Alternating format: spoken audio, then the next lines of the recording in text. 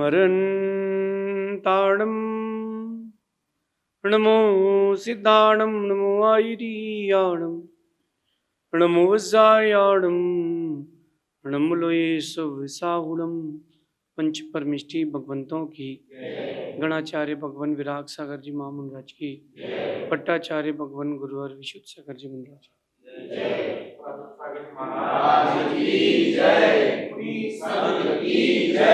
हम सभी अपने जीवन में सुख और गुणों की अभिवृद्धि के लिए नीति के विषयों का श्रवण कर रहे हैं। नीतिकार हमें सिखाते हैं कि हमें अपनी सही संपत्ति, सही पूंजी पर ध्यान रखना चाहिए। कई बार सामान्य धन या संपत्ति को हम अपनी पूंजी मान लेते हैं और उसके गर्व में, उसके अभिमान में अपने जीवन को धूमिल कर लेते हैं। प्रतिबुद्ध बने, समझदार बने और अपने बच्चों को बचपन से ही ये शिक्षा देके रखें कि सही पूंजी धन नहीं है, सही पूंजी आपके विचार है। अच्छे विचार से आपका व्यक्तित्व बनता है और अच्छे धन से या विपुल धन से, बहुत धन से आपका व्यक्तित्व बन जाए कोई ज़रूरी बात नहीं है। जहाँ अपन बैठे सेठ साहब का महल है, इस महल से उनकी पहचान नहीं है। ये सर सेठ हुकुमचंद का महल जहाँ अपन बैठे हुए हैं, इस महल से उनकी कोई पहचान नहीं है। उनकी पहचान उनके अच्छे विचारों से है। ये महल जो उन्होंने बनवाया था ये बिक चुका है, लेकिन उनके अच्छे विचार और उनका व्यक्तित्व आज भी इस भूमि पर गूंज रहा है। क्यों ना अपन अपने समझदारी का परिचय दें। आज की नीति में कह रहे हैं कि धन और बल किसी को भी गलत रास्ते पर ले जा सकते हैं। जब पैसा बढ़ता है, व्यक्ति खुद को संभाल नहीं पाता। जब बल बढ़ता है, सैन्य बल, अर्थ बल, शारीरिक बल, तो व्यक्ति गलत रास्ते पर जा सकता है। और इसका सबसे बड़ा उदाहरण, सबसे प्रसिद्ध उदाहरण रावण का, दशानन का उदाहरण। रावण अपने पुण्य को संभाल नहीं पाया। रावण अपने पुण्य को संभाल नहीं पाया, अपने धन के बल के मद को संभाल नहीं पाया। रावण का रूप इतना सुंदर था, उस रूप में बह गया और वो धन या उसका वैभव उसको गलत रास्ते पर ले गया। अगर अपन कंपैरिजन करें राम और रावण का 1 मिनट के लिए, तो राम से ज़्यादा संपत्ति रावण के पास थी, राम से ज़्यादा विद्याएं रावण के पास थी, रावण विद्याधर था। राम से ज़्यादा वैभव रावण के पास था, 3 खंड का अधिपति था, 18,000 रानियां थी, 1 लाख पुत्र थे, 1.25 लाख नाती थे। ये रावण का वैभव था। और विद्याधरों की श्रेणी में हर कोई उससे डरता था। राम का तो किसी ने नाम भी नहीं सुना था। कंपैरिजन अगर अपन करते हैं राम का और रावण का, तो रावण हर चीज में ही राम से आगे थे। बस एक चीज जो रावण के पास नहीं थी वो उसको ले डूबी, और एक चीज जो राम के पास थी वो उनके लिए व्यक्तित्व बना गई, उनका नाम आज भी जयवंत कर गई। वो था उनके अच्छे विचारों की पूंजी, राम की विचारधारा। मैं आपको जैन रामायण से 1 सेकंड के लिए जोड़ता हूँ। राम ने और लक्ष्मण ने कुंभकर्ण और मेघनाथ, इन दोनों को बंदी बना लिया। लेकिन बंदी बनाने के पहले वो चाहते तो मार सकते थे, उन्होंने मारा नहीं। बंदी बना करके ऐसे स्थान पर रखा कि उनको कोई पीड़ा नहीं हो। उनके भोजन की, उनके पानी की, उनकी आबो हवा की पूरी व्यवस्था की गई। और जब मौका पड़ा और स्वस्थ करने का, तो विशल्या के स्नान किए हुए जल से उनको स्वस्थ भी किया। किसने? राम ने। राम के अच्छे विचारों की श्रृंखला थी। रावण ने तो यही प्रयास किया कि जो सामने आया उसको मार दो। इसके कारण रावण को आज भी मारा जा रहा है और राम की आज भी पूजा हो रही है। आप अपने आप को किस व्यक्तित्व से जोड़ना चाहते हैं, राम वाले व्यक्तित्व से कि रावण वाले व्यक्तित्व से? आप अपने चिंतन को अच्छा बनाएं, अपनी विचारधाराओं को इतना पवित्र, इतना मजबूत करें कि जो भी व्यक्ति आपके संपर्क में आए वो बोले कि हाँ, कुछ गुड वाइब्स मिली हैं, हमको अच्छी वर्गणाएं मिली हैं। एक शब्द आता है ऑरा। ऑरा, आपका ऑरा कैसे बनता है? ये अपन जैन दर्शन से कहें लेश्या। आपकी लेश्याएं शुभ कैसे बनती हैं? आपका ऑरा अच्छा कैसे होता है? एक कारण, और वो है आपकी विचारधारा, आपका लोगों के प्रति सोच। अगर आप चक्रास की बात करते हैं, जो हृदय चक्र होता है वो जागृत कैसे होता है? आपका दूसरों के प्रति क्या विचार चल रहा है, आपके अंदर, आपके मन में दूसरों के प्रति क्या कसाए है, आपके मन में अपनों के प्रति, गैरों के प्रति क्या दुर्भावना, सद्भावना चल रही है। इससे आपका ऑरा डेवलप होता है। कोई मुझसे आगे ना निकल जाए, तुम्हारा ऑरा खराब हो जाएगा। सब मेरी तरह आगे बढ़ते जाए, तुम्हारा ऑरा अच्छा होता जाएगा। वो अच्छे हो ना हो, तुम्हारा व्यक्तित्व अच्छा होता ही जाएगा। इसलिए मतलब सार यही है कि आपकी जो विचार हैं वही आपकी सबसे बड़ी पूंजी है।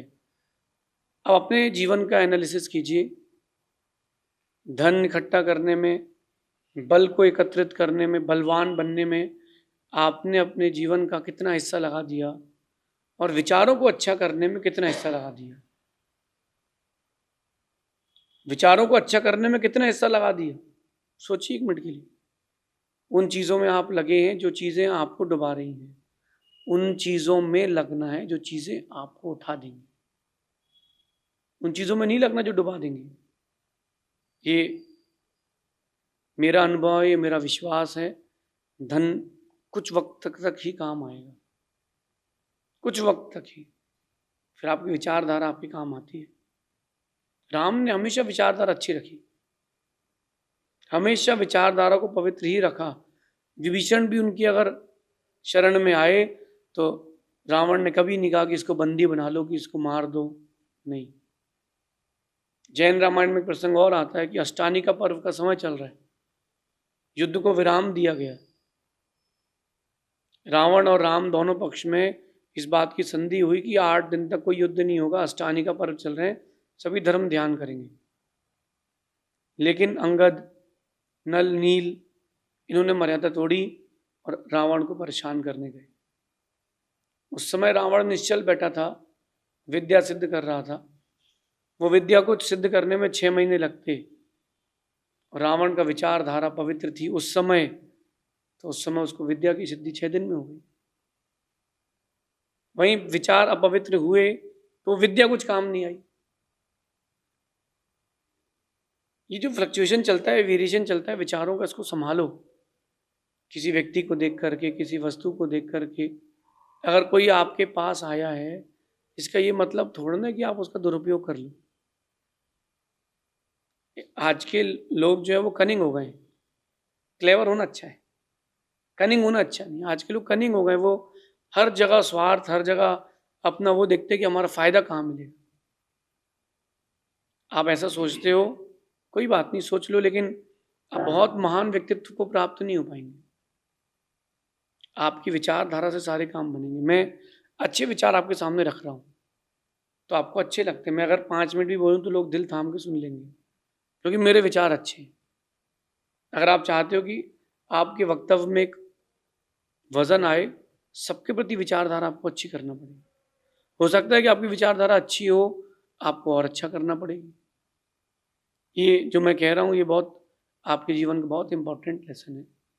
छोटी उम्र से अगर ये लेसन आ जाए, बचपन से ही बात अगर आपके अंदर आ जाए कि हमें अपनी विचारधारा को पवित्रतम रखना है, मैं मानूंगा कि आप धनवान भी बनेंगे और बलवान भी बनेंगे, ज्ञानवान भी बनेंगे। लेकिन स्टार्टिंग से भावना आना चाहिए, और ये अगर बच्चों में नहीं आ रही तो आप बच्चों के अंदर ये भावनाएं पैदा करें। बेटा, दिन बुरे होंगे लेकिन तुमको विचार बुरे नहीं रखने। मानता हूं मैं कि बचपन का समय चंचलता का रहता है, लेकिन बड़े व्यक्तित्व जो बनना चाहते हैं वो चंचलता से दूर रहते हैं। आज की नीति में यही कह रहे हैं कि धन और बल किसी को भी गलत रास्ते पर ले जा सकते हैं, आपको भी ले जा सकते हैं। 1 मिनट के लिए सोचिए कि ये जितने बड़े बड़े पब चल रहे हैं, कैफेज चल रहे हैं, रेव पार्टी हो रही है, क्यों हो रही है? एप्स्टीन फाइल्स का नाम सबने सुन लिया। वहाँ गरीब लोग जाते थे, जिनके पास धन था, जिनके पास बल था, वो लोग वहाँ जाते थे। और उस धन और बल के दुरुपयोग ने ही उनको डुबा दिया, लाखों करोड़ों की जिंदगी ले ली। किसने? उनके धन बल नहीं, गरीब आदमी की वहां क्या एंट्री हो रही है? वहां एंट्री हुई धनपतियों की, जो पद में अथवा किसी देश के शासक हैं। इसलिए मैं कह रहा हूं कि धन आपको गलत रास्ते पर ले जा सकता है, ले जाएगा ही, ये नहीं कह रहा हूं। धन आपको गलत रास्ते पर ले जाएगा ही, मैं ये नहीं कह रहा हूं, ले जा सकता है। लेकिन आपके अच्छे विचार, आपका दूसरों के प्रति अच्छा नजरिया आपके लिए अच्छे कार्यों के लिए प्रेरित करता है, वो आपको कभी गलत रास्ते पर नहीं ले जाएगा। इसलिए धन कमाओ, अच्छी बात है, बल को इकट्ठा करो, बहुत अच्छी बात है, बट अपने विचारों को भी मलिन मत होने देना। घर गंदा रहेगा चलेगा, शहर गंदा रहेगा चलेगा, और मन गंदा रहेगा तो नहीं चलेगा। अभी पूरे भारत में एक अभियान चला ना, स्वच्छता अभियान, स्वच्छता अभियान। गाड़ी वाला आया, घर से कचरा निकाल। मैं कह रहा हूँ जब तक मन से कचरा बाहर नहीं निकलेगा तो नगर साफ करने का क्या मतलब? गलियां साफ हैं और वहाँ किसी के साथ कोई गलत काम हो गया रात को, तो उस शहर की सफाई से क्या मतलब? शहर के लोगों का मन भी तो साफ हो, और वो पुरुषार्थ अपना अपना निजी है, दूसरे का नहीं। एग्जामिनेशन हॉल्स की बात कर लेता हूं मैं बच्चों के लिए 1 मिनट के लिए। एग्जामिनेशन हॉल में जाते ही ब्लैकआउट क्यों हो जाते हैं? याद की हुई चीज भूल क्यों जाते हैं? कभी सोचा?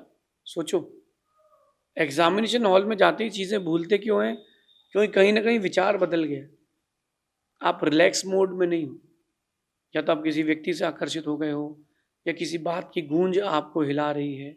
ये बात समझिए, अच्छी पढ़ाई के लिए अच्छी विचारधारा जरूरी है। अच्छे व्यापारी की बात करूं मैं, अच्छे व्यापारी के लिए अच्छी विचारधारा जरूरी है। बिजनेस को आपको up and up and up करना है तो अपने विचारों को अच्छा पवित्र रखिए। कोई आपके पास आया है, उससे अच्छे से व्यवहार कीजिए।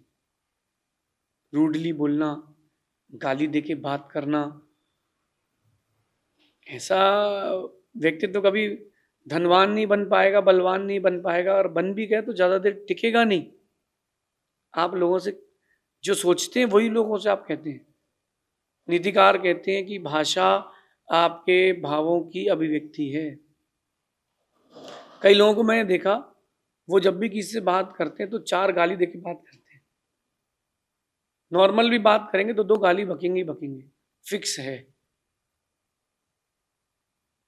मेरा प्रश्न है कि जो गाली दे रहा है उसके अंदर कितनी गंदगी? जिस मटके को खोला और उसमें से केसर की कुल्फी निकल रही है, उस मटके में से केसर की सुगंध आती है। एक मटके में मल भरा है तो उसको खोलो, उसमें से मल की बदबू आती है। आपका ये जो मटका खुलता है ना, ये पेट वाला, और उसका मुख खुलता है जब, तो उसमें से निकले तो केसर की कुल्फी की जैसे सुगंध आए। जो गालियां दे रहे हैं, किसी के लिए अपशब्द कह रहे हैं, तो ऐसे व्यक्तियों के अंदर भरा क्या है?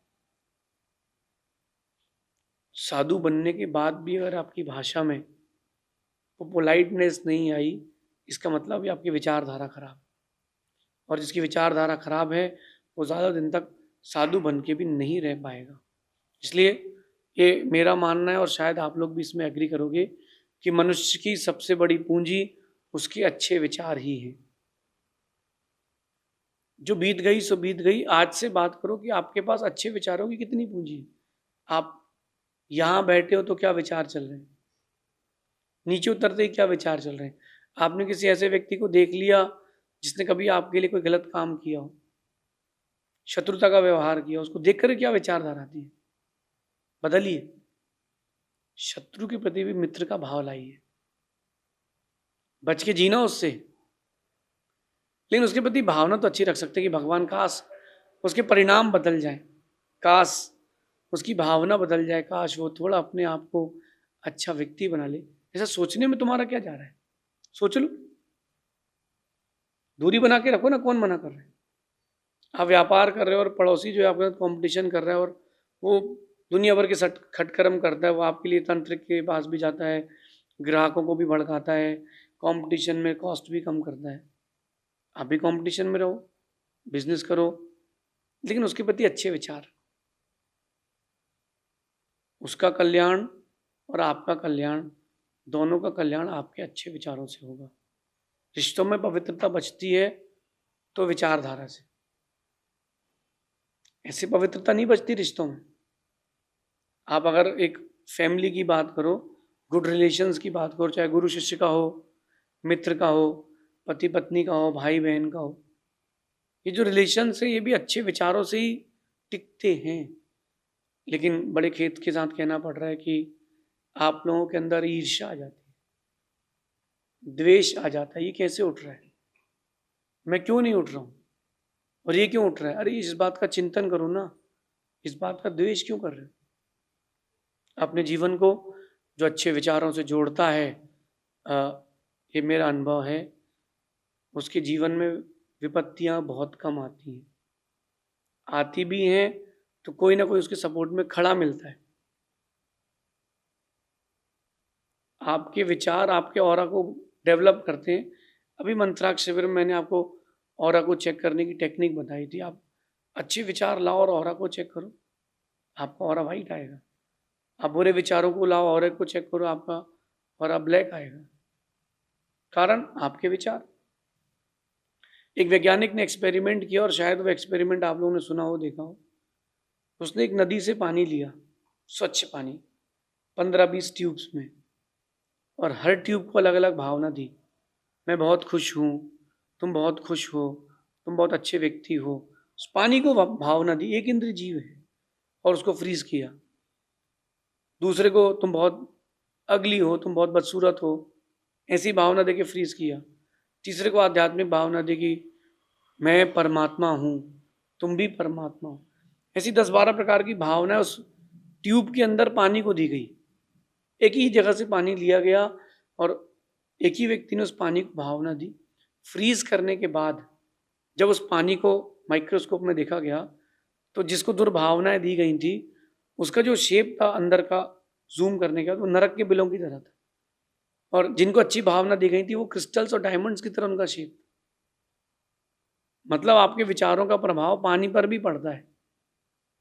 जब पानी पर पड़ता है तो खुद पर कितना पड़ेगा? पैसा कमाए लेकिन विचारों को खराब करके नहीं। धन होना अच्छा है, बल होना अच्छा है, लेकिन अच्छे विचार नहीं होना अच्छा नहीं। अपने जीवन को अच्छे विचारों से जोड़ें। शेष आगे देखेंगे। भगवान महावीर स्वामी की